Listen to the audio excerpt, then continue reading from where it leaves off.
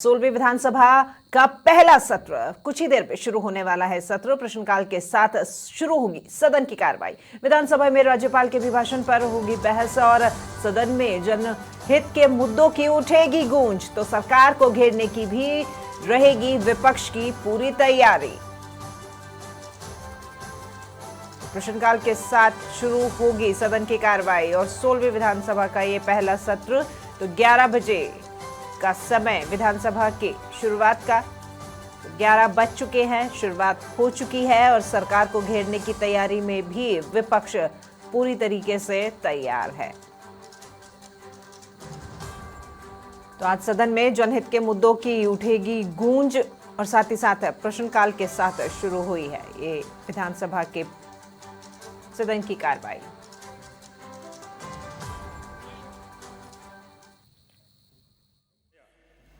SIT गठन का आदेश परिशिष्ट ब पर संलग्न है।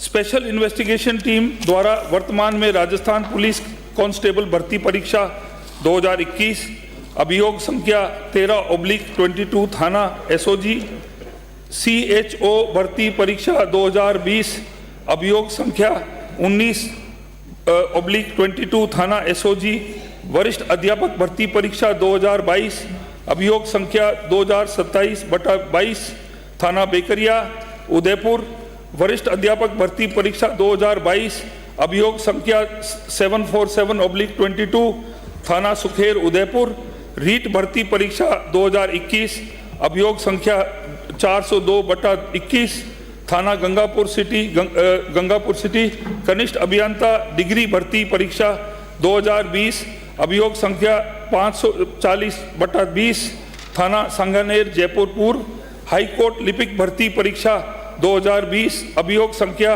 136/22 थाना कोतवाली दौसा की जांच की जा रही है। खंड 2, प्रदेश में 1 जनवरी 2014 से आज तक पेपर लीक के कुल दर्ज 33 प्रकरणों में 615 व्यक्तियों की गिरफ्तारी हुई है। वह 32 प्रकरणों में चालान पेश किया जा चुका है। वह 1 प्रकरण में के अनुसंधान जारी है। विवरण परिशिष्ट स पर संलग्न है। पूरा प्रश्न। अध्यक्ष महोदय, जो पेपर लीक की घटनाएं हुई पिछले 5 साल के दरमियान, उससे पहले भी कोई नई बात नहीं, हमेशा राजस्थान शर्मसार हुआ और पेपर लीक की घटनाओं के खिलाफ जो आंदोलन आपके यहाँ नेता प्रश्न पूछिए। एक मिनट, थोड़ा भूमिका तो बनाऊंगा साहब, प्रश्न पूछिए, कमाल करो, इतने साल बाद हाउस में आए वापस। जैसे डॉक्टर साहब कृष्णलाल जी आए, मैंने राठौड़ साहब, राज्यवर्धन जी बैठे लोकसभा के अंदर, इन्होंने भी रीट का मामला उठाया था। डॉक्टर साहब हमेशा आंदोलन करते थे और आपको इसका फायदा भी मिला। लड़कों ने कहा कि आरपीएससी, माध्यमिक शिक्षा बोर्ड, कर्मचारी चयन आयोग ये भ्रष्टाचार में लिप्त है। राजस्थान का नौजवान भरोसा उठ गया था नौजवानों का और इसलिए आपको वोट भी डाल। मेरी मांग ये है कि एसआईटी गठन की तो कोई बात ही नहीं थी साहब। मांग नहीं, आप तो प्रश्न पूछिए। एक मिनट सवाल पूछना था। मामला ये था, आप जब चुनाव में गए तो आपने कहा था जैसे ही हमारी सरकार आएगी हम सीबीआई जांच करेंगे। मेरा थोड़ा सा एक करके 2 सवाल पूछूं, एक साथ पूछूं, आप बताइए अध्यक्ष महोदय, एक करके आधा मिनट का। पहला प्रश्न, 2 प्रश्न। मेरा मंत्री जी आपसे ये निवेदन है कि रीट भर्ती परीक्षा 2021, वरिष्ठ अध्यापक भर्ती परीक्षा 2022, सीएचओ भर्ती परीक्षा 2020, हाईकोर्ट लिपिक भर्ती 2020, कनिष्ठ अभियंता डिग्री भर्ती परीक्षा 20, राजस्थान पुलिस कांस्टेबल 2021 जुड़े मामलों को आपने एसआईटी जांच के दायरे में तो लिया है। क्या सरकार इन तमाम भर्ती परीक्षाओं की जांच सीबीआई से कराने की मंशा रखती है ताकि पर्दे के पीछे बैठे असली गुनहगार मगरमच्छों के नाम भी उजागर होकर उनके विरुद्ध कार्रवाई हो सके? यदि हाँ तो कब तक, नहीं तो क्यों? क्योंकि आपकी पार्टी बैठिए, हो गया प्रश्न, उत्तर आने दो प्लीज। ये प्रश्न कहा ना साहब, लोटी चाहता है। आपकी पार्टी जब विपक्ष में थे वो आपके नेताओं ने सीबीआई जांच की मांग की थी। ये मेरा सवाल है, गृह मंत्री जी आप बताएं इसको। माननीय मंत्री जी। माननीय अध्यक्ष महोदय, 15 दिसंबर को माननीय मुख्यमंत्री जी ने शपथ ग्रहण करी और 16 दिसंबर को एसआईटी गठित की और एंटी गैंगस्टर्स की भी गठित की। मैं आपको ये बताना चाहूंगा आपके माध्यम से कि 2021 में 5 बड़े ऐसे पेपर लीक केसेस थे। 2022 में 10 हुए, 2023 में 5, और जब से हमारी सरकार आई है 2 पेपर्स हुए हैं, उनमें कोई लीक या कोई समस्या नहीं आई है। 33 में से 32 केस लॉन्च हुए हैं, उसमें अरेस्ट हुए हैं, चार्जशीट हुई है, एक में हाई कोर्ट ऑर्डर से स्टे है। 615 जो है एक्यूज जो है वो अरेस्टेड हैं। 49 गवर्नमेंट ऑफिशियल्स अरेस्ट हुए हैं, मेनली टीचर्स। 11 टीचर्स 49 में से उनकी नौकरियां उनको डिसमिस किया गया है। करा रहे कि आप नहीं? सही सुन लीजिए। बता रहे। ये तो लंबा चौड़ा मंत्री जी का उत्तर सुनिए, बैठिए। करा रहे कि नहीं करा? माननीय सदस्य, उत्तर अध्यक्ष सुनो। महोदय, SIT का गठन जो है अभी 1 महीने पहले ही हुआ है। वो जिनका प्रश्न है वही पूछ रहे हैं। SOG और SIT वो जांच कर रही उनका है। प्रश्न है, इसे वही पूछेंगे अभी। उनका दूसरा उत्तर आ जाए, उनका हो जाए, उसके बाद में SOG और SIT जो है अभी 1 महीने पहले गठन हुआ है, वो साथ काम कर रही हैं, वो अपना कार्रवाई कर रही है, और अगर वो उचित समझेंगी तो उसको CBI के भेजने के लिए वो जो उनकी जांच करेंगे, अधिकारी करेंगे, वो उचित कार्रवाई करके हमें जब रिपोर्ट पेश करेंगे उसके आगे कार्रवाई करेंगे। दूसरा कोई हो तो पूछे, दूसरा प्रश्न। अध्यक्ष महोदय, मेरा निवेदन ये था अध्यक्ष महोदय कि आपकी सरकार बनते ही आपने एक आदेश ही जारी किया था कि पहले जो पुरानी सरकार थी कांग्रेस की, उन्होंने ये कह दिया कि दिल्ली के जो महकमे राजस्थान के अंदर है उनमें सीधी CBI नहीं आ सकती, आपने रोक लगा दी। ये तो आपने आदेश ले लिया कि अब CBI स्टेट की बिना अनुमति के जो केंद्र सरकार के महकमे उनमें आ सकती है, लेकिन ये अनुशंसा तो आपको करनी पड़ेगी जब भी CBI किसी केस के अंदर आएगी, तो आप कृपया अनुशंसा करें इन मामलों का जब आएगा। बैठिए, प्रश्न आ गया, उत्तर। एक मिनट, सवाल तो पूछूं। पूछ लेना। ये तो मैंने बताया आपको, आदेश बताया था। सवाल ये अध्यक्ष महोदय कि आपने SIT का गठन कर दिया, VK सिंह इसके चेयरमैन है। VK सिंह जी तो लगातार खुद इंटरव्यू लेने जाते थे वहाँ 5 साल तक। 1 मिनट, मैं को उन पर आरोप लेकर सुने मेरी बात, 1 मिनट। आपने SIT गठन करने के 40 दिन बाद आप ये बताएं कि जो आरोप पिछली बार लगे थे माध्यमिक शिक्षा बोर्ड के पूर्व अध्यक्ष पे, DP Jaroli, RPC chairman, Rajasthan कर्मचारी चयन बोर्ड के अध्यक्ष और आला ब्यूरोक्रेट, पूर्व मंत्रियों से पूर्व मुख्यमंत्री के CMO मेरे नजदीकी अफसरों और नेताओं से क्या SIT ने पूछताछ की? क्या जिन पर आपकी पार्टी भाजपा के वरिष्ठ नेताओं ने आरोप लगाए, यदि किए तो किन किन लोगों से SIT ने पूछताछ की, और नहीं की तो उन्होंने पूछताछ क्यों नहीं की? ये मेरा सवाल है मंत्री जी। कम से कम SIT की बैठिए, हो गया, प्रश्न आ गया। अध्यक्ष महोदय, जो हमारे SIT के जो चीफ हैं वो CBI में रह चुके हैं। यदि माननीय सदस्य को कोई पर्टिकुलर मामले के अंदर कुछ आपको कुछ डेटा चाहिए तो आज ही SIT के साथ आपकी मीटिंग करा देंगे और आप उसके बारे में डिस्कशन कर सकते हैं। अरे आप बैठ, आपको अनुमति नहीं मिली है माननीय सदस्य, माननीय सदस्य, अभी अनुमति नहीं। अब जवाब आ रहा है? चलिए, आप बिना हो गया आपका, हो गया, 2 प्रश्न हो गए। अब बैठिए, आप 2 प्रश्न हो गए आपके। ब्राजो, मेरा प्रश्न नहीं, मैं अब ये एक सवाल कराऊं साहब अध्यक्ष महोदय को। माननीय सदस्य, मेरा 1 मिनट निवेदन। 2 प्रश्न आपको अनुमति थी, 2 पूछ लिए। देखिए सर, आप बहुत हमारा संरक्षण पहले भी करते थे। 1 मिनट बोरा जी, 1 मिनट। आपको बिना अनुमति के कोई नहीं बोलेगा। अध्यक्ष महोदय, आपको संघर्ष करते हुए हमने देखा यहाँ पे, इसलिए मैं पूछ रहा हूँ आपसे। आज मेरा लास्ट सवाल है मंत्री जी से। मंत्री जी, आप इतना तो बता दें कि 2018 के अंदर जब सरकार थी बीजेपी की, एक नियुक्त हुए थे शिव सिंह राठौड़, और वो 2021 में थे कार्यवाहक चेयरमैन रहते हुए 18/12/2021 को यूनेस्को ग्लोबल के संदर्भ में जो विस्तार के साथ उन्होंने ट्वीट किया, और ट्वीट के कुछ दिनों बाद आयोजित हुई RS मुख्य परीक्षा में सवाल के रूप में आया। जो व्यक्ति 18 से विवादित था उसके द्वारा परीक्षा से पहले ही ट्वीट करके सवाल का हिंट कर देना गंभीर मामला था। ऐसे में क्या सरकार RS 18वें RS 2021 की मुख्य परीक्षाओं की कॉपियों की जांच SIT या CBI से करने का विचार रखती है, जिसको लेकर आपकी के पार्टी के वरिष्ठ नेताओं ने आरोप भी लगाए थे? क्या कांग्रेस की तर्ज पे आप भी मिलाजुली का खेल करोगे? अरे बैठिए, आरोप है माननीय सदस्य, बैठिए। आप CBI जांच कराएं इन मामलों की। माननीय सदस्य, अंकित नहीं होगा। हाँ, अंकित नहीं होगा, बैठो। ये मान करने का भाषण करना, अभी प्रश्न का उत्तर है। माननीय, आप बैठिए। अरे आप बैठिए, आप बैठिए, आप बैठिए। I will name you. आप बैठिए। नेता प्रतिपक्ष का पूछने तो विश्वास नहीं है क्या? माननीय अध्यक्ष महोदय, एक सेकंड। माननीय अध्यक्ष महोदय, मैं आपके माध्यम से माननीय मंत्री महोदय से पूछना चाहता हूं कि ये जो आपने कोई नहीं बोलेगा भाई। बताएं, मैंने अलाउ किया है। आपने जो जवाब में 33 प्रकरण बताए हैं, जो परीक्षा पत्र जो आउट हुए हैं उसमें पूर्व सरकार के कितने हैं और उससे पूर्व भारतीय जनता पार्टी के सरकार के समय में कितने पेपर लीक हुए थे, और ये जो एक प्रकरण है ये कौन सा प्रकरण है जिसका चालान नहीं हुआ? यानी एक माननीय अध्यक्ष महोदय, माननीय अध्यक्ष महोदय, माननीय अध्यक्ष महोदय, तो ये किस भी आप पे बोल रहे हैं? खुद के ऊपर आ रहे हैं। सबसे बड़ा अपराधी तो यही है। माननीय अपराधी यही है, रीट के आरोपी है, रीट के सबसे बड़ी नाथी का बाड़ा है, आसन पाँव पे नाथी का बाड़ा, नाथी का बाड़ा, नाथी का बाड़ा कैसे बोल सकता है? नाथी का बाड़ा कैसे बोल सकता है जिसके ऊपर आरोप? माननीय मंत्री महोदय, माननीय मंत्री महोदय, मंत्री ही हैं, बैठिए बैठिए, मंत्रियों को खड़ा नहीं होना है, बैठिए आप, अरे आप बैठिए, ये क्या तमाशा है? मतलब मुझे कठोर कदम उठाना। माननीय मंत्री महोदय, बिना अनुमति के कोई भी नहीं बोलेगा, मतलब एकदम से खड़े हो जाते, इधर भी खड़े हो जाते हैं, ये ठीक नहीं है। आप चुप रहिए, मैंने सदन चलाना है या स्थगित करना है? आई विल नॉट टॉलरेट, मैं इसका बर्दाश्त नहीं करूंगा। एक वाक्य में आपको एक प्रश्न एक मिनट पूछने दीजिए, पूछे।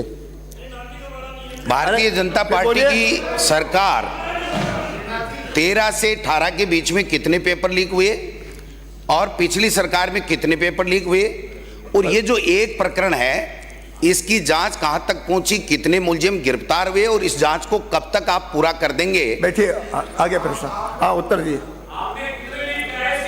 अरे आप कैसे बोल रहे हैं माननीय सदस्य? माननीय अध्यक्ष जी, अरे माननीय सदस्य, आई विल नेम यू। 615 लोग एक्यूज्ड हैं और मैंने आपको जैसे बताया कि मेरे पास जो विवरण है 2021 में 5 बड़े कांड हुए थे, 22 में 10 हुए थे और 23 में 5 हुए थे। अब ठीक है, अगला प्रश्न और हो गया। यदि आप उत्तर नहीं सुनना चाह रहे हैं अध्यक्ष जी, इन्होंने पूछे आपके माननीय अध्यक्ष जी, प्रश्न पे केवल जिसका प्रश्न है माननीय अध्यक्ष जी, ज्यादा ज्यादा कोई ये पूछेंगे। बैठिए, माननीय अध्यक्ष जी, अगला प्रश्न माननीय अध्यक्ष जी, रोहित बोरा, एक मुझे कंप्लीट करने दो अध्यक्ष जी। अगला प्रश्न पूछ रहा है श्री रोहित बोरा, आपको नहीं करना है रोहित जी। अध्यक्ष जी, मेरा व्यवस्था अध्यक्ष महोदय, चर्चा में आइए, अध्यक्ष महोदय, चर्चा में आए, अरे उसके लिए अलग से चर्चा कराएंगे, उसके लिए अलग से चर्चा होगी। अध्यक्ष महोदय, एक मिनट आप मेरा जाए, एक मिनट मेरा जैसे, एक मिनट अध्यक्ष महोदय, बैठिए, आसन पाँव पे बैठिए। अध्यक्ष महोदय, हनुमान मैं आपको पहले आपको करूंगा। ये मेरा काम है, ये मेरा काम है, ये मेरा काम है, बैठिए। नहीं बैठे तो चाहिए, मैं फिर आई विल नेम यू, मैं आपको बाहर भेजना पड़ेगा। पहले ही दिन ऐसा वातावरण मत बनाइए तो मुझे कहना पड़े। अनकंट्रोल नहीं होने दूंगा, हाउस को अनकंट्रोल नहीं होने दूंगा। अब अगला अध्यक्ष महोदय, जवाब आ गया। अध्यक्ष महोदय, प्रश्न पूछा, जवाब दे रहा हूँ, जवाब नहीं आया, इनका जवाब दे रहा हूँ। अध्यक्ष जी, जवाब भाई से आ गया। आप बैठे, आप पुराने सदस्य हैं, आप अनुभवी हैं, आप बैठिए, आप बैठिए। अरे शांति, बैठिए। अंकित नहीं, अब अंकित नहीं, रोहित बोरा पूछे अगला प्रश्न। 15 मिनट हो गए इसे 15 मिनट हो गए। एक पे 5-7 मिनट से ज्यादा नहीं दे सकते, इस पे नहीं दे सकते। नहीं, रोहित बोरा, बात इस प्रश्न का उत्तर आ गया सर, इस प्रश्न का उत्तर आ गया। अब रोहित बोरा बोलिए, आप बोलिए, नहीं तो अगला पुकारूंगा, बोलिए, आप बोलिए। प्रश्न नंबर 2। माननीय मंत्री महोदय, अब प्रश्न अगला आ गया, बैठो। आप अगली बार इनको चैम्बर में बुला लेना, अब बैठिए। कह दिया।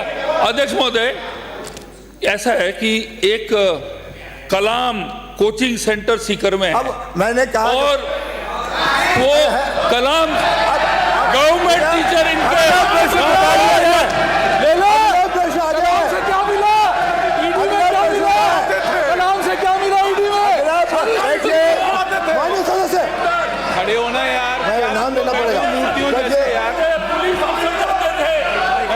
बोलो बैठिए क्या हुआ, बैठिए कलाम से क्या हुआ? बैठिए बैठिए यह जवाब है क्या? देखो, अगला प्रश्न जवाब है क्या? अगला प्रश्न रोहित क्या बोला। कलाम कोचिंग ये जवाब है सेंटर क्या? उत्तर तो आपका है? जवाब दीजिए। यस, ये जवाब नहीं है।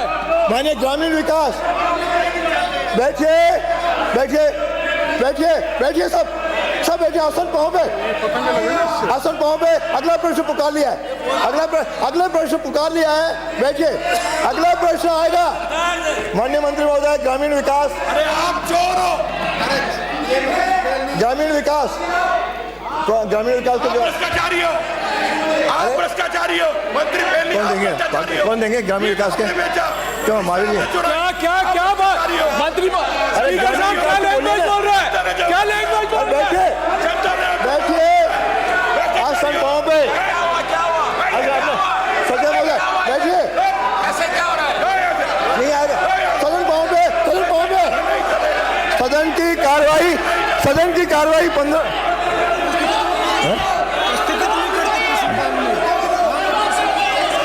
प्रश्न क्रमांक 2 ग्रामीण विकास का कौन देगा उत्तर?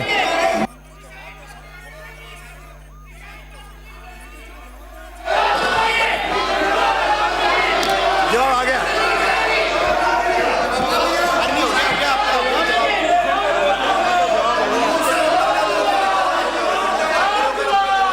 नहीं सर, अब तो सभा मत दो, आपने कलाम से घेर दिया, तो छोड़ दो।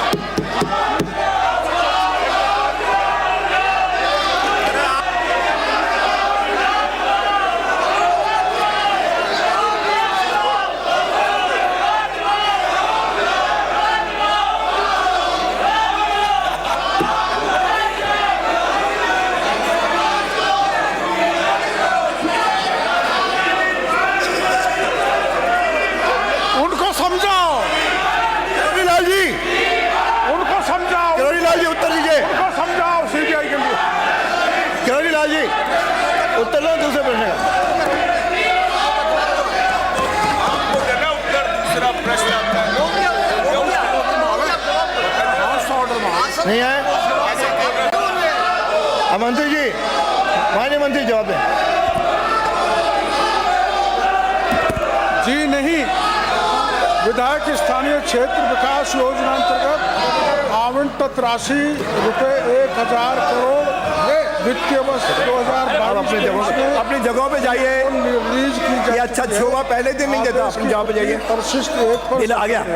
अगला प्रश्न पुकार लिया। आपके 15 मिनट से ज्यादा प्रश्न नहीं चलता।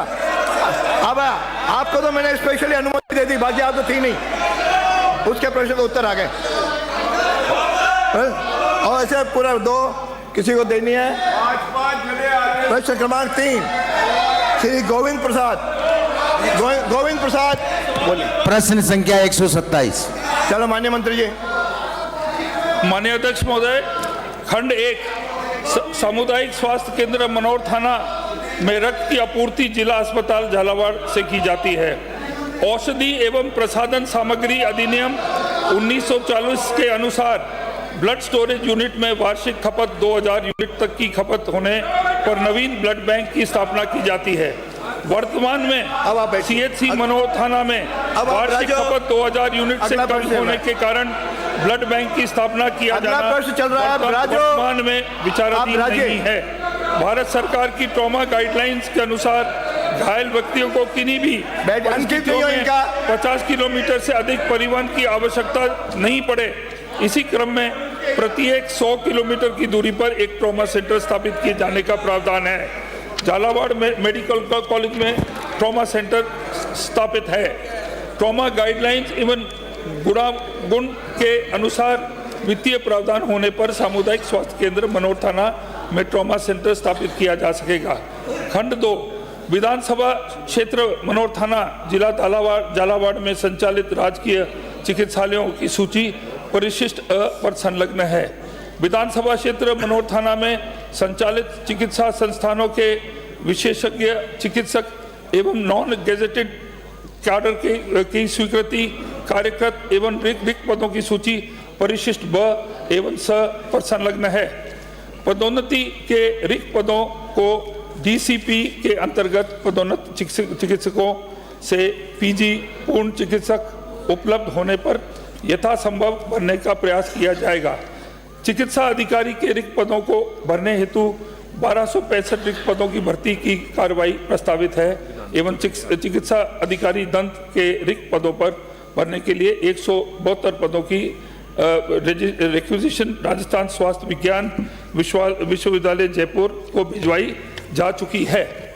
चिकित्सा एवं स्वास्थ्य विभाग में नर्सिंग ऑफिसर के 8,750, फार्मासिस्ट के 3,076, महिला स्वास्थ्य कार्यकर्ता के 4,847, सहायक रेडियोग्राफर के 1,178, लैब टेक्नीशियन के 2,190 एवं डेंटल टेक्नीशियन की 151 पदों पर शिफू के माध्यम से विज्ञप्ति जारी कर भर्ती की कार्रवाई प्रक्रियाधीन है।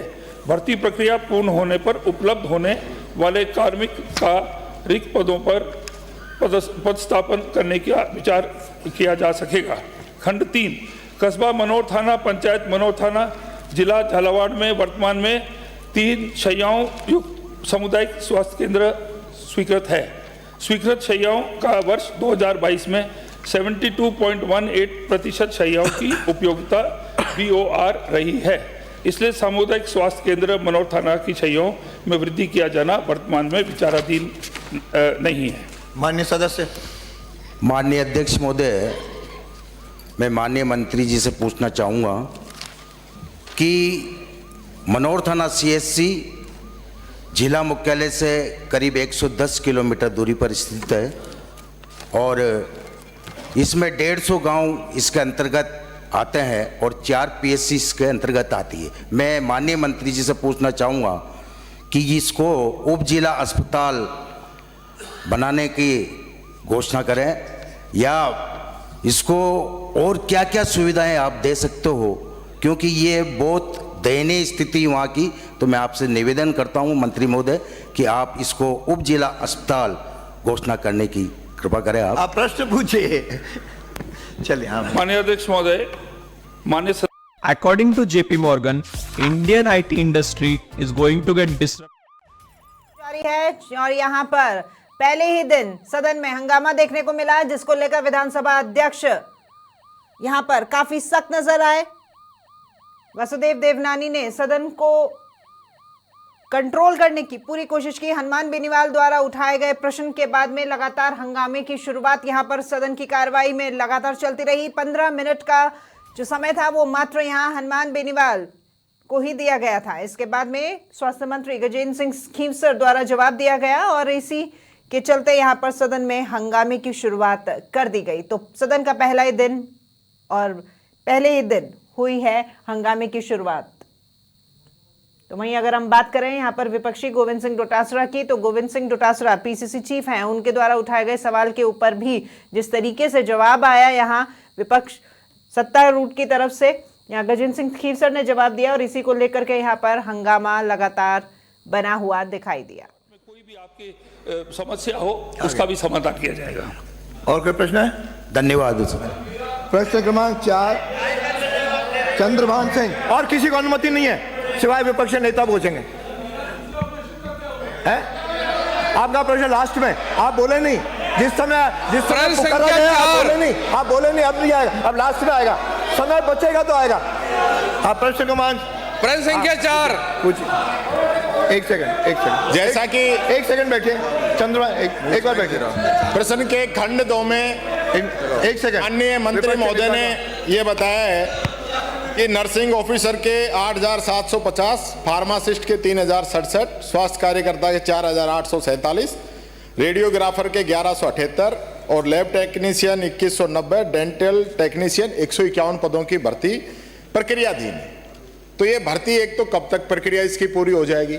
दूसरा, क्या सरकार की जानकारी में है कि हमारे आसार्थी इन्हीं भर्ती को पूरी कराने के लिए लगातार आमरण अनशन कर रहे हैं सीफू के ऊपर, उसकी आपने क्या रणनीति बनाई है और कब तक आप इसको पूरा करना चाहते हैं?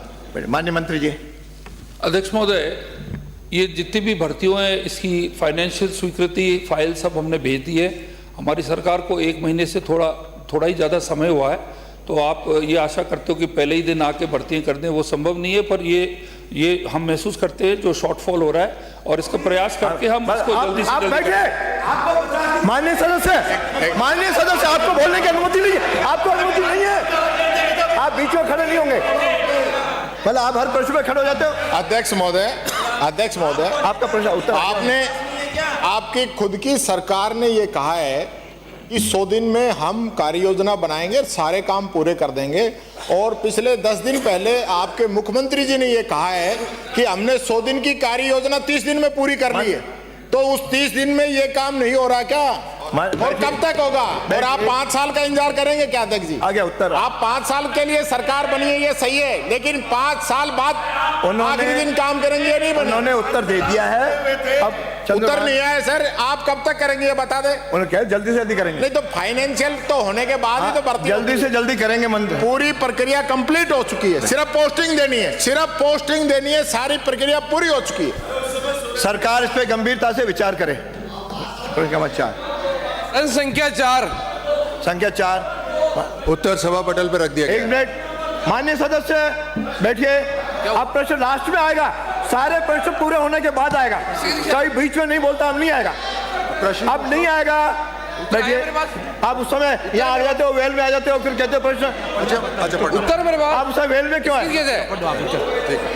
वेल में आए तो होगा। मंत्री महोदय स्थगित नहीं है मेरे पास, आ गए तो अब भी पूरा। हाँ होगा, बाद में आएगा। मैंने व्यवस्था दे दी है, बैठिए। मैंने पहले ही दिन आकर के आप सोच रहे हो, यानी मैं जितना लीनियंट हो रहा हूँ उतना ही आप आगे बढ़ते जा रहे हो। माननीय मंत्री महोदय, प्रश्न स्थगित नहीं है, मेरे पास उत्तर आया है और छाप लगी हुई है इस पे। क्या माननीय मंत्री जी उत्तर दीजिए। सबसे पहला, वर्तमान में ऐसा कोई प्रस्ताव विचाराधीन नहीं है। प्रश्न का उत्तर आ रहा है जी। दूसरा, वर्तमान में ऐसा कोई प्रस्ताव विचाराधीन नहीं है। तीसरा, ऐसा कोई विचार वर्तमान में सरकार के स्तर पर विचार में नहीं। मेरे को जवाब दिया वो नहीं पढ़ रहे हैं मंत्री महोदय, आपने जवाब क्या दिया ये मेरे पास जवाब है। मैंने कहा था कि सभा पटल पर रख दिया है, आप प्रश्न पूछ लीजिए मुझसे। नहीं, आप एक बार उसको जवाब तो सुना दे साहब। तो मैं वही तो अरे जवाब आप क्यों खड़े हो? प्रश्नकर्ता खड़ा है।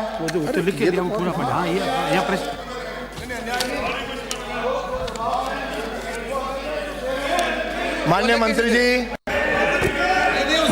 जी, अरे बैठिए, बाकी सदस्य बैठिए, अरे बैठिए। माननीय सदस्य सब है, जिसका प्रश्न है उसको बोलने दीजिए। एक सेकंड तो ये रुक जाए यार। अरे माननीय सदस्य प्रश्न का उत्तर सुने। ऐसा ही है माननीय महोदय।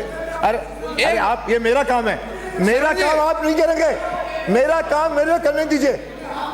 हाँ तो आप बैठिए ना, आप बैठिए, मैं आपके नेचर जानता हूँ, जो हो रहा है मैं देख रहा हूँ, उसको आपको देखने का अभी जिम्मेदारी नहीं मिली है। बैठिए, अरे आने दीजिए उत्तर, आप बैठिए, उत्तर आने दीजिए। मैं आपको, अरे आपको बोलने की अनुमति नहीं है, बैठिए। आप हमारे हैं तभी तो आपको कहा था, अब आप बैठिए, उत्तर तो अरे उत्तर आने दीजिए, व्यवस्था चलाने दीजिए। हाँ हो ना, आप बैठिए, इसलिए कह रहा हूँ बैठिए, आपका हूँ इसलिए कह रहा हूँ बैठिए। माननीय स्पीकर महोदय, इनका जो प्रश्न है वो सबसे पहला है, क्या सरकार योजना में लाभान्वितों की निर्धारित सीमा 2 लाख में वृद्धि करने का विचार रखती है? उसका उत्तर यह है कि वर्तमान में ऐसा कोई प्रस्ताव विचाराधीन नहीं है। मंत्री महोदय, प्रश्न भी अलग है, जवाब भी अलग है। अरे ये उत्तर है मेरे पास है, उत्तर पढ़िए ना। आप कैसे उत्तर है मेरे पास, उत्तर पढ़िए। उत्तर मेरे पास ये इस तरीके की सदन की स्थिति। अरे उत्तर क्या है भाई? जी, आप ये देखिए, बैठिए, आपके सरकार के मंत्री को नहीं पता कि जवाब क्या देना है। प्रश्न कुछ लगा है, जवाब कुछ दे रहे हैं, क्यों यहाँ की गरिमा गिरा रहे हैं। अन्य स्पीकर महोदय, मंत्रियों को जो जवाब देना चाहिए उसकी तैयारी नहीं है, रिप्लाई नहीं आ रही है और जवाब ही नहीं है। क्वेश्चन क्या है, जवाब क्या दे रहे गई थी। वर्तमान में प्रदेश में बेरोजगार युवाओं को बेरोजगारी भत्ता दिए जाने हेतु मुख्यमंत्री युवा संबल योजना लागू है। इस योजना में वर्तमान में सरवण जी आप बैठो, मैं सक्षम कर लूंगा। 1,656 आशार्थियों को भत्ता दिया जा रहा है, जिसमें पुरुष आशार्थियों को 4,000 रुपए एवं महिला निशक्तजन एवं ट्रांसजेंडर आशार्थियों को 4,500 रुपए प्रतिमाह भत्ता दिया जा रहा है। दूसरा, तहसील चित्तौड़गढ़ में विगत 3 साल में कुल 3,106 आवेदन प्राप्त हुए हैं, जिसमें से 1,470 आशार्थियों को भत्ता दिया गया है। पुरुष आशार्थियों को 4,000 रुपए एवं महिला निशक्तजन व ट्रांसजेंडर आशार्थियों को 4,500 रुपए प्रतिमाह दिया गया है। विभागीय पोर्टल पर विधानसभा वार डाटा संधारण नहीं किया जाता है। तीसरा, जी हां, पूर्ववर्ती सरकार द्वारा बेरोजगारी भत्ता 3,500 रुपए प्रतिमाह तक करने की घोषणा की गई थी। वर्तमान में योजना अंतर्गत पात्र पुरुष आशार्थियों को 4,000 रुपए, महिला निशक्तजन व ट्रांसजेंडर आशार्थियों को 4,500 रुपए प्रतिमाह नियमित रूप से बेरोजगारी भत्ता दिया जा रहा है। पूरे प्रश्न 1। माननीय अध्यक्ष महोदय, सबसे पहले मुझे आपको संरक्षण चाहिए, क्योंकि इस जवाब का वास्तव में अधिकारी इस चीज को भ्रमित कर रहे हैं, क्योंकि 5 साल तक बीजेपी ने धरना, प्रदर्शन, ज्ञापन सब कुछ किया था। आप प्रश्न पूछिए। मैं प्रश्न ये कर रहा हूं कि युवा बेरोजगार का एक तो भत्ता बढ़ाने की बात हुई, बेरोजगार भत्ता देने की पात्रता का पंजीकरण विधि क्या है, आज की तारीख में कितनों बेरोजगार आवेदन लंबित हैं, पात्र कितने हैं, अपात्र कितने हैं, एक तो ये बताएं। दूसरा, कुल कितनी राशि महिला एवं पुरुष अन्य पात्र को दी गई है, जिलेवार सूची हम उपलब्ध करवाएं। बैठिए माननीय मंत्री। बाद में पूछो ना। माननीय स्पीकर महोदय, ये जो योजना है ये 2007 में शुरू करी गई थी और 2007 में इस योजना का नाम अक्षत योजना था। तब उस समय के हिसाब से जो राशि थी वो निर्धारित कर दी गई थी। अगर सदन चाहता है तो मैं यहाँ पटल पे रख सकता हूँ। उसके बाद 2009 में इसमें परिवर्तन करा गया, इसमें कौशल को जोड़ा गया, इसका नाम अक्षत कौशल रखा गया। उसके बाद 2012, फिर 2019 में इसके नाम भी बदले गए, इसमें राशि भी बढ़ाई गई क्योंकि समय के हिसाब से राशि बढ़ाई जा रही थी। शुरुआत में 2007 में जब ये योजना शुरू हुई तब एक सीमित मात्रा में जो कैप था, अपर लिमिट था, वो एक सीमित मात्रा में था, उसको बढ़ा दिया गया बाद में। उसको 2 लाख, अधिकतम 2 लाख युवाओं को एक समय पे 2 साल तक लगातार ये दिया जाएगा।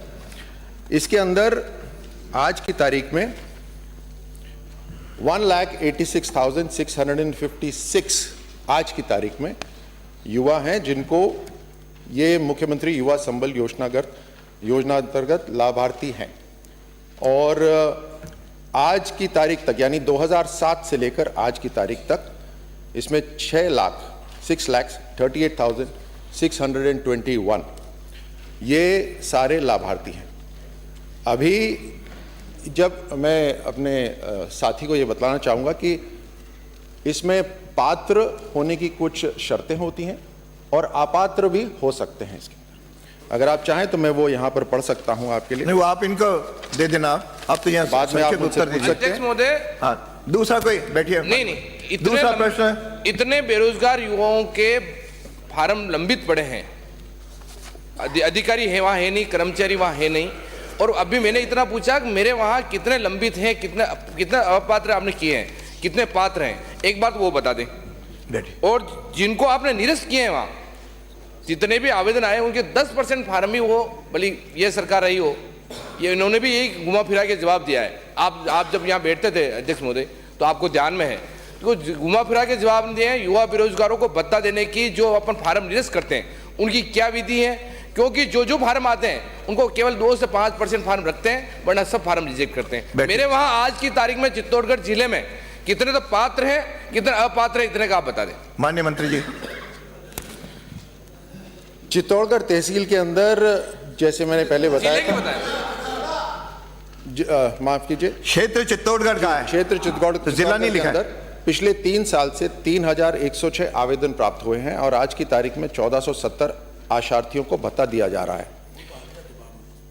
इसके अंदर जो आवेदन जिनके इसमें चेकिंग होती है, डॉक्यूमेंट्स की चेकिंग होती है, कुछ एक होते हैं जिन्होंने अपना इंटर्नशिप नहीं करी हुई होती, कुछ होते हैं जिनको अप्रेंटिसशिप के लिए भेजा जाता है। जब वो पूरे पात्र बनते हैं तभी उनको आगे एक्सेप्ट करा जाता है। मैं माननीय अपने साथी को बताना चाहूँगा कि 1 महीने के अंदर अंदर हम सारे डॉक्यूमेंट चेक कर लेते हैं और जो एक प्रोबेबल कैंडिडेट होता है उसको लाभ बेनिफिट मिलना विदिन 1 मंथ शुरू हो जाता है। जैसे जैसे जो 2 लाख की सीमा होती है, जो कैप होता है, उसमें से जैसे कम होते हैं, जैसे अभी 1,86,000 है तो तकरीबन 15,000 का जो गैप है अभी उसकी तहकीकात चेकिंग चल रही है और उसको हम भरते रहेंगे। जैसे अपात्र होते जाते हैं यहाँ से जो हमारा डिपार्टमेंट है वो उसकी पूर्ति करता रहता है। श्री राजकुमार रोत। अध्यक्ष महोदय, पुकार दिया पहले। एक मिनट, एक सेकंड।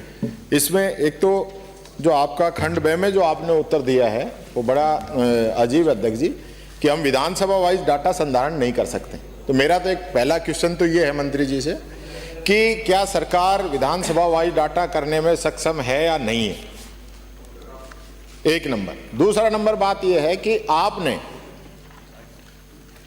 बीजेपी के घोषणा पत्र में ये कहा गया कि हम सभी बेरोजगार युवाओं को भत्ता देंगे। अब जो सरकार भत्ता दे रही है इसने कुछ क्राइटेरिया लगा रखे हैं, तो क्या ये सरकार 100 दिन की कार्य योजना के अंदर सभी राजस्थान के बेरोजगार युवाओं को भत्ता देने का विचार रखती है या नहीं?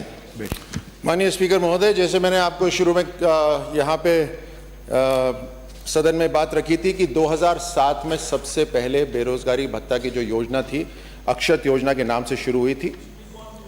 सिंपल, वो हमारी ही सरकार ने और कोई नहीं बोलेगा बीच में, बैठे बैठे नहीं बोलेंगे। उसके बाद में उसी योजना को जो जो दूसरी आपका प्रश्न नहीं है, उसने आपका प्रश्न नहीं है। चित्तौड़गढ़ के अंदर सदस्य आज की तारीख के अंदर कोई भी पेंडिंग केस नहीं है।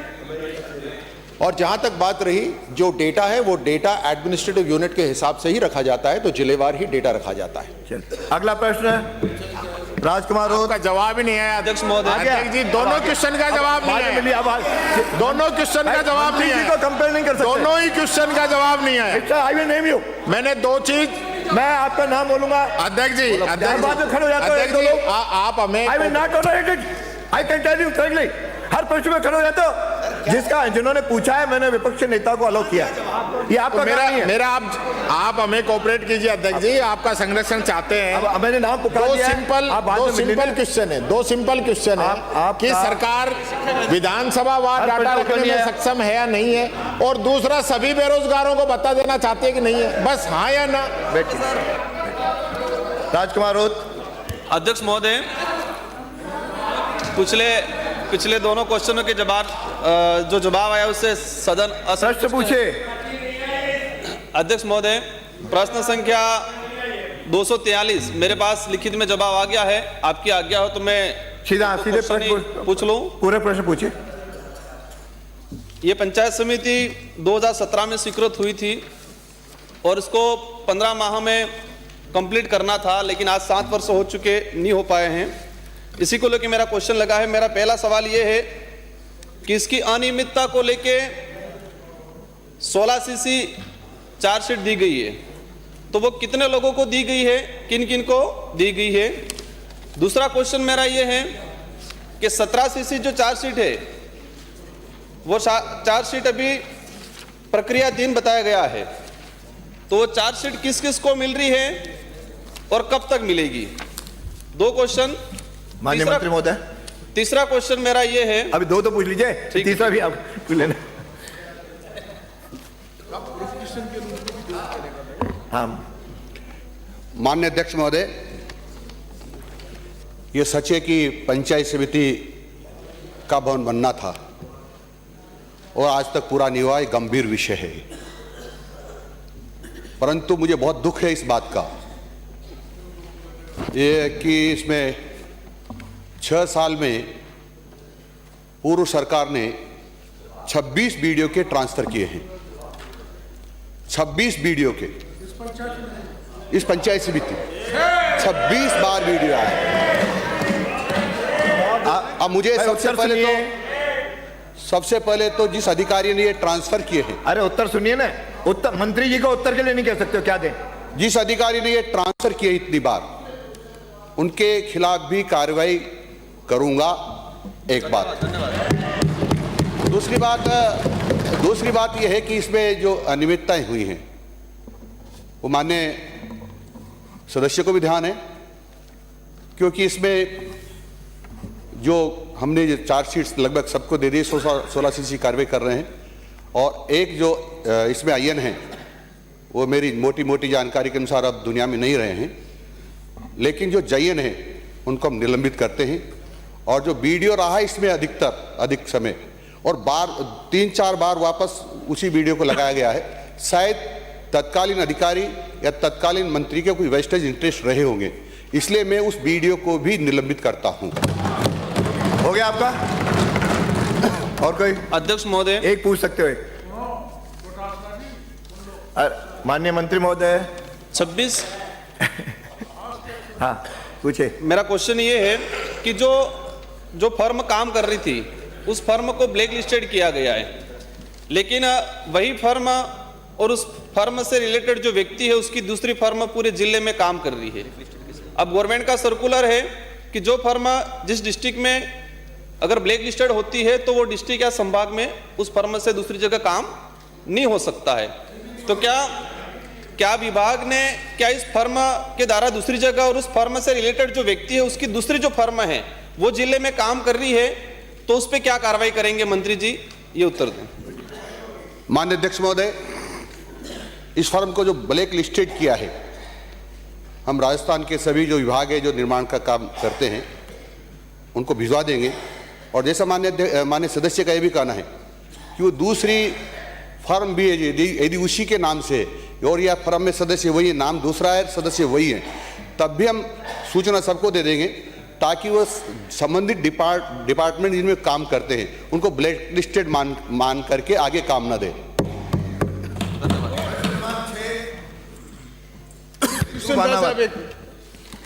Question number 375।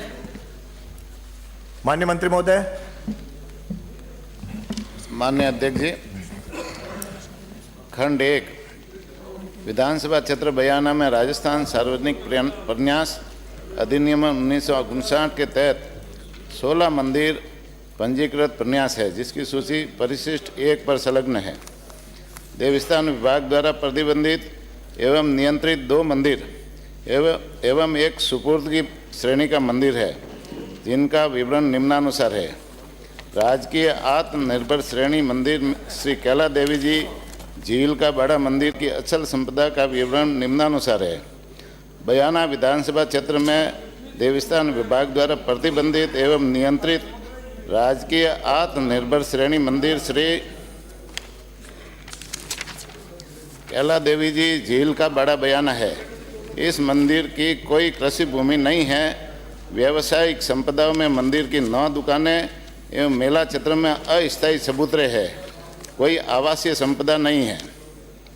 राजकीय आत्मनिर्भर श्रेणी मंदिर श्री उषा जी किला बयाना की अचल संपदा में मंदिर परिसर है।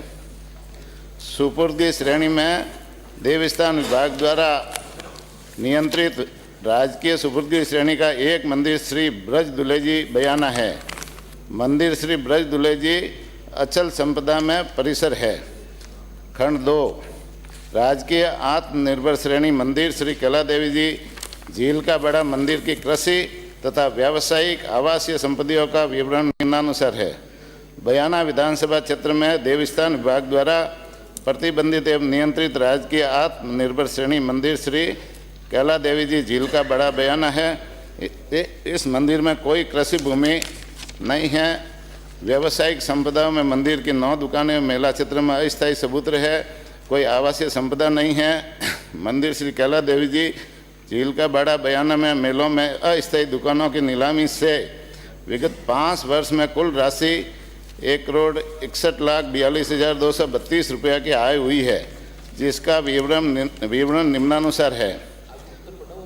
वर्ष 2019-20 में 46,36,232 रुपया।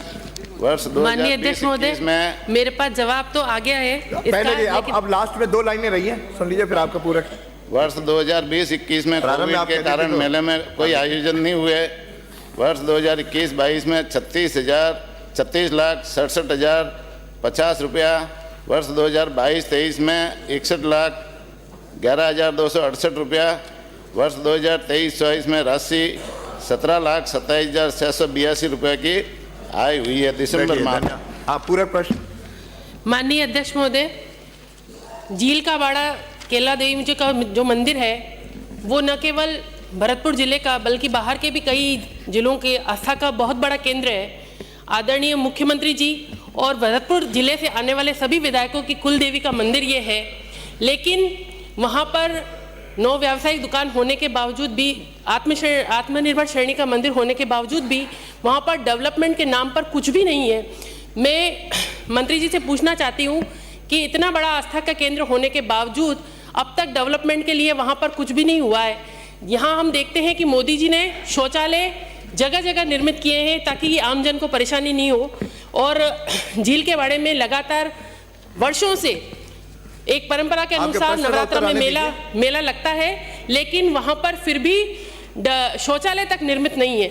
तो मैं मंत्री जी से पूछना चाहती हूँ कि वहाँ पर डेवलपमेंट के लिए सरकार की क्या योजना है। माननीय मंत्री जी। माननीय अध्यक्ष महोदय, झील का बड़ा कैला देवी मंदिर में 5 साल में 1,61,42,232 रुपये की आय हुई है, और पिछली सरकार ने वहाँ झील का बाड़ा मंदिर में कोई विकास के कोई योजना नहीं बनाई थी। हम निश्चित रूप से इस बार इस बारे में योजना बनाएंगे। जो माननीय सदस्य ने पूछा है उसके संबंध में इनको जवाब देंगे योजना बना करके। अगला प्रश्न श्री छगन सिंह राजपुरोहित। हो गया 2 प्रश्न की, एक क्वेश्चन ही हुआ। 2 हो गए। छगन सिंह राजपुरोहित। भाई अध्यक्ष एक क्वेश्चन हुआ है केवल। अरे भाई 2 हो गए, हर मुद्दे में 2 हो गए। माननीय सदस्य बैठिए, 2 हो गए। छगन सिंह, उषा मंदिर बयाना में छगन सिंह राजपुरोहित 5000 साल पुराना मंदिर है, उसके विषय में आपकी क्या योजना है? अंकित नहीं हो। प्रश्न संख्या 7। अरे 2 सबको अलाउड है, 2 आपके हो गए। ऐसे तो फिर प्रश्न 4 होंगे, फिर उत्तर ही नहीं आएंगे आपके। माननीय मंत्री महोदय। अरे बैठिए। हाँ, माननीय मंत्री महोदय आप बोलिए। माननीय मंत्री महोदय आप बोलिए। आप बैठिए, आपका प्रश्न नहीं है। मैं अत्याचार नहीं कर रहा। प्रश्न संख्या 1, निर्माण कार्यों में नियोजित श्रमिकों हेतु भवन एवं अन्य सन्निर्माण श्रमिक कल्याण मंडल द्वारा पंजीकृत श्रमिकों हेतु योजनाओं का विवरण परिशिष्ट 1 पर संलग्न है। ऐसी 13 योजनाएं। प्रश्न नंबर 2 का जवाब है जी नहीं। मंडल कोष से शुभ शक्ति योजना के अंतर्गत विगत 5 वर्षों में हित लाभ के रूप में आवेदकों को कुल रुपए 157.63 करोड़ का हित लाभ दिया गया है। पूरक प्रश्न। माननीय अध्यक्ष महोदय, मेरा आपके माध्यम से प्रश्न है कि विगत 5 वर्षों में और विधानसभा में कितने अविवाहित बेटियों को प्रोत्साहन हेतु 55,000 रुपये दिए गए? माननीय मंत्री जी।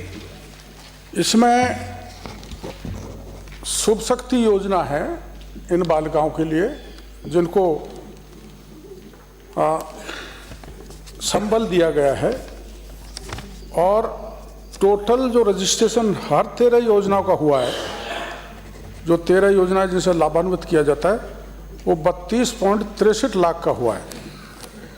ये सीधा सीधा आंकड़ा इनको विशेषकर शुभ शक्ति को कितना दिया गया ये माननीय सदस्य को मैं सूचित कर दूंगा, लेकिन शुभ शक्ति योजना में करीबन 2.46 लाख आवेदन आए थे, तो उसमें शिकायतें मिली थी। 2022 में शुभ शक्ति योजना के 2.28 लाख आवेदन लंबित थे। इनको वेरीफाई किया जा रहा है, और वेरीफाई किया गया तो 92,000 आवेदन गलत पाए गए। तो शुभ शक्ति योजना के फर्जी आवेदन बड़ी संख्या में आने के कारण उनकी वेरीफाई करने की प्रक्रिया चल रही है। जैसे ही प्रक्रिया पूरी हो जाएगी मैं आपको संख्या की अवगत कराऊंगी। ये आपका प्रश्न नहीं है, आपका नहीं है। आप बैठिए, आप बैठिए। माननीय सदस्य और माननीय सदस्य, किसी जिसका पूरा प्रश्न है वही केवल 2 पूरा प्रश्न पूछेगा। आप बीच में नहीं बोलेंगे। हाँ, आप पीड़ा मंत्री से मिलकर करिए। अगला प्रश्न कोई है क्या पूरा? माननीय अध्यक्ष महोदय, जैसा कि मंत्री महोदय ने मुझे आश्वस्त किया है, मुझे विश्वास है कि जो 5 वर्षों में मेरे विधानसभा क्षेत्र में अविवाहित बच्चों के विवाह के समय प्रोत्साहन राशि नहीं दी थी, मुझे विश्वास है कि आगामी समय में इस योजना को जरूर देंगे। धन्यवाद। बैठिए। श्री लक्ष्मण राम, इनका जवाब दे दूं? नहीं, हो गया आपका, आगे प्रश्न उत्तर। श्री लक्ष्मण राम। माननीय अध्यक्ष महोदय, क्वेश्चन नंबर 364। माननीय मंत्री जी।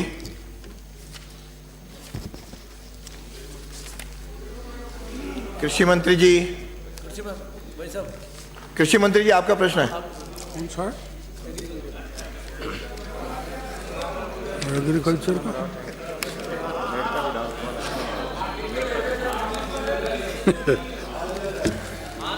आठ नंबर। अभी बता।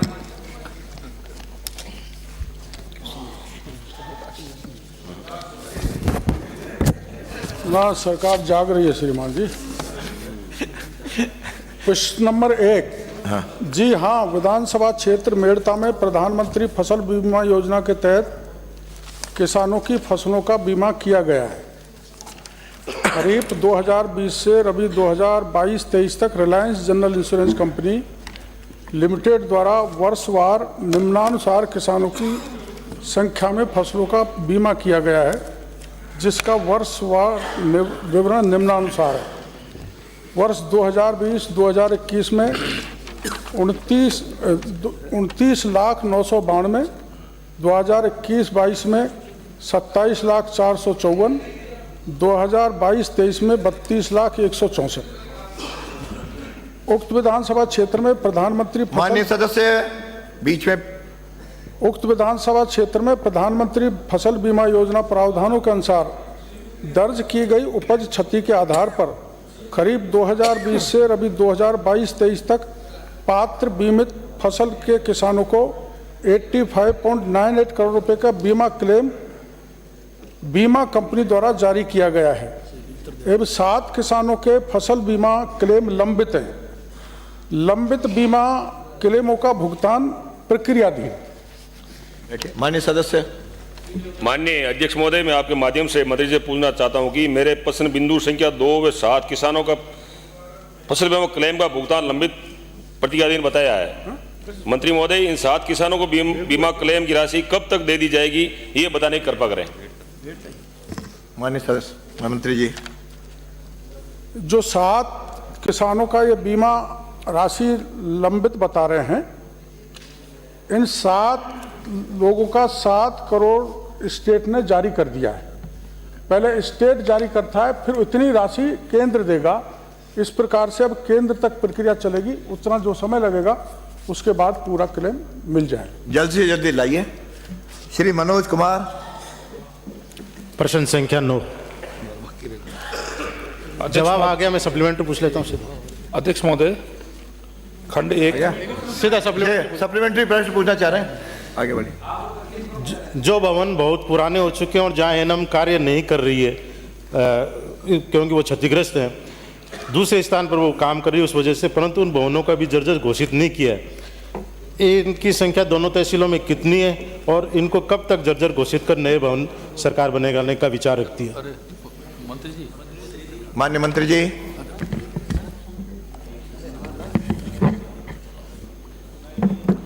खंड 1 ब्लॉक विधासर में। जवाब तो आ गया, मैं सप्लीमेंट्री पूछ। पूरे प्रश्न का उत्तर दीजिए। प्रश्न मान लिया, पढ़ा हुआ। क्या चीज? डायरेक्ट जवाब दो। इन्होंने मान्य अरे शांत रहिए, शांत रहिए, शांत रहिए। एक बार दोबारा दोबारा बोल दीजिए। जो भवन बहुत पुराने हो चुके हैं और जहां एनएम कार्य नहीं कर रहे क्योंकि वो क्षतिग्रस्त भवन है, परंतु इन भवनों को अभी तक आपने जर्जर घोषित नहीं किया है। दोनों तहसीलों में इनकी संख्या कितनी है और इनको कब तक जर्जर घोषित कर यहाँ नए भवन बनाने का सरकार विचार रखती है? माननीय अध्यक्ष महोदय, सबसे पहली जो भी जर्जर भवन है वो पीडब्ल्यूडी सर्वे आइडेंटिफाई करती है, उसका सर्टिफिकेशन करती है और उसके बाद जो है जर्जर हालत में जब भवन होता है तो उसको गिरा के और नया भवन बना दिया जाता है। इसके अंदर जो कोई हम आइडेंटिफाई करते हैं, आपके कोई प्रस्ताव है आप भेजिए, हमारे पास भी बजट है, कुछ पीडब्ल्यूडी से होते हैं तो उसका सर्वे करा के देखकर हम आपको सूचना हम आपको देंगे इसके बारे में। और प्रश्न दूसरा सवाल का मूल जवाब ही नहीं है कि इट इज रिलेटेड टू कितने भवनों में एनएम। मैं तीसरी बार नोट कर रहा हूँ आपको, हर प्रश्न में खड़ा बोल जाते हो। क्या सदन के आप नया समझ कर गए ये सोच रहे हो? आई will not tolerate it. Simple सा सवाल है कि कितने भवनों में एनएम काम नहीं करे, क्योंकि वो क्षतिग्रस्त हो गए बरसात की वजह से या बहुत पुराने की वजह से के, पर विभाग ने अभी लिखा नहीं है पीडब्ल्यूडी का या कहीं भी, वो तब तक लिखे नहीं कि नहीं पीडब्ल्यूडी जर्जर घोषित नहीं करेगी। दोनों तहसीलों में कितने भवन है ये और कब तक इनको जर्जर घोषित करके? और अध्यक्ष महोदय, मूल प्रश्न जो है वो नांगली जी का उन्होंने पूछा, उसका मेरे पास जवाब है। अब आप कह रहे हैं कि फलानी जगह सुजानगढ़ और बीदासर मैंने नियम बता दिए। नियम क्या है? सुजानगढ़ और बीदासर दो तहसीलों की बात है, दो तहसीलों की बात करें, उसकी जांच करा लेंगे। मेरे पास आपका प्रपोजल आप भेज दीजिए, उसकी जांच श्रीमती इंदिरा जर्जर हालत में तो करेंगे। ठीक है, बैठिए मंत्री जी।